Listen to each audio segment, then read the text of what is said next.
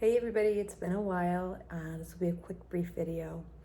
If you have followed my page for however long, you will probably know I'm really big into teaching about stress and also unconscious stress, because that's actually one of our biggest stress patterns we all have. So it may be the way we relate to other people, the way we might give our power away, the way we might, obsess about things that we don't have control over. Um, we could go on and on and on and on. Our own thought distortions, etc., rumination. But one of the things I've really reflected on, and I'm reading a book about it right now, and I've really noticed for myself in the last few years, particularly like the last year, I would say, is that also the inundation of so many unnatural things into our psyche constantly, right? So the irony is I'm doing this on a video, and this is partially why I don't post as often, as I feel very disillusioned with, algorithms and social media, in the sense that we are bombarded all day long, with just information overload.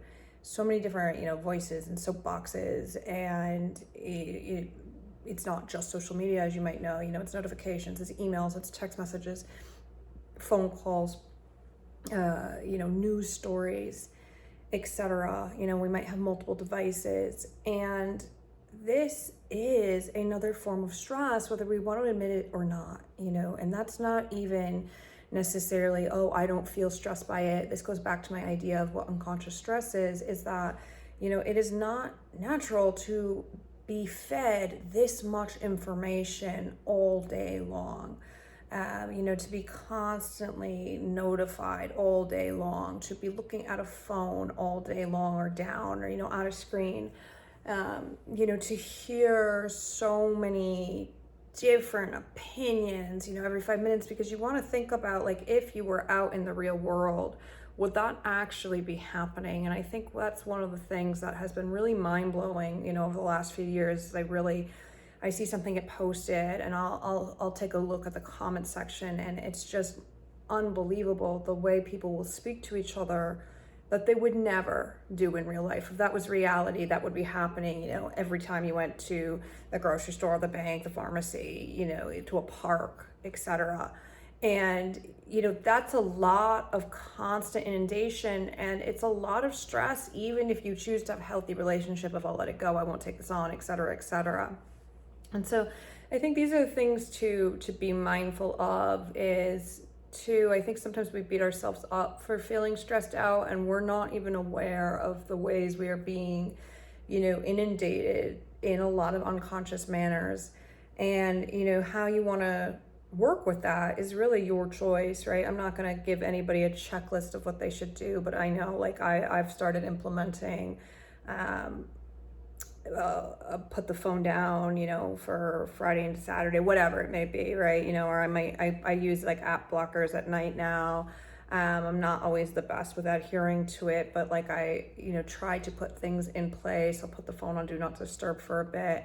I'll be really mindful with myself about how much news exposure I'm having, not to be insensitive, but just the fact that, I can't take on the entire globe's problems, neither can you. There's selective things. And I think that's what we want to come back to sometimes, is the basics. And I know people preach it, and I think we sort of roll our eyes, etc. I know the phone has grown my business, right? Social media, but I think we really, really take for granted sometimes how fast, technology and society has progressed, and, evolution wise, we have not, our brains were not designed for this. And it does really contribute to a constant stress pattern. And I know, like, when I even switch to my laptop where I don't have notifications of anything, I'll feel my system calm down for a minute.